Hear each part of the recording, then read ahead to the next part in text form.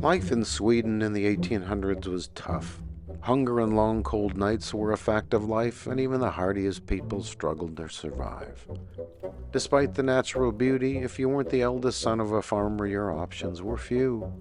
Jonas Andersson knew this well as he set out from his home near Karlstad in central Sweden on October 28, 1880. Leaving his wife and children behind, he took the train to Gothenburg, beginning his journey to America, the land of great opportunity. After arriving at the central train station, he walked to the office of the White Line to settle his tab, continuing past the opportunists, profiteers, and thieves in search of provisions and an overcrowded boarding house to spend the night.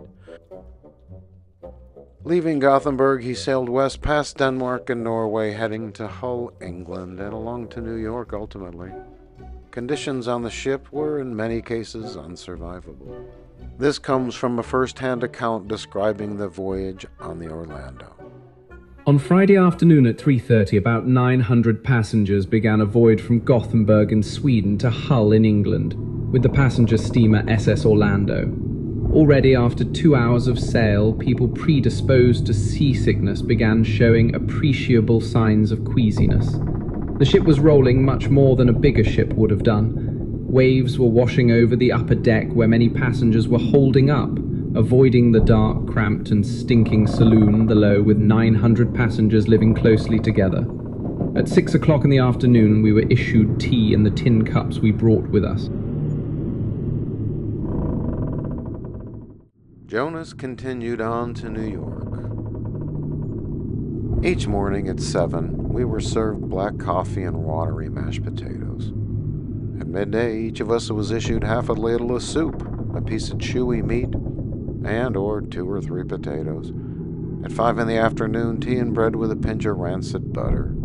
To each of us, 5 ounces of a similar type of coffee as aboard the SS Orlando, and a piece of bread.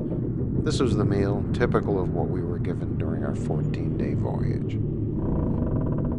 The night's rest was constantly disturbed by the children's howling, and there were women who didn't leave their cabins once between Glasgow and New York. Some didn't even get up from their bunks. It's impossible to conceive such a repulsive scenario. The terrible stench made me sick, and the windows couldn't be open due to the high waves. Despite his struggles, Jonas ultimately made it to Muskegon on the coast of Lake Michigan. Saving money after arriving, he was able to bring the remaining members of his family to join him in America. This photo, taken around 1895, shows Jonas with a second of his wife's and 10 of his surviving children, one of which is my great-grandmother.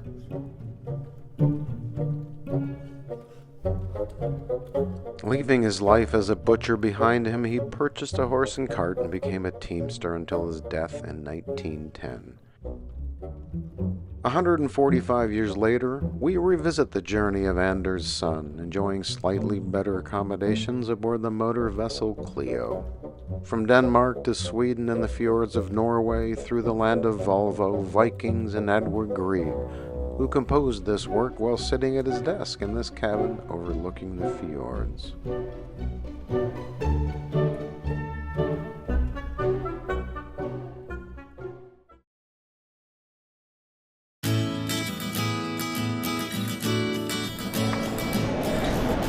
Welcome to Copenhagen!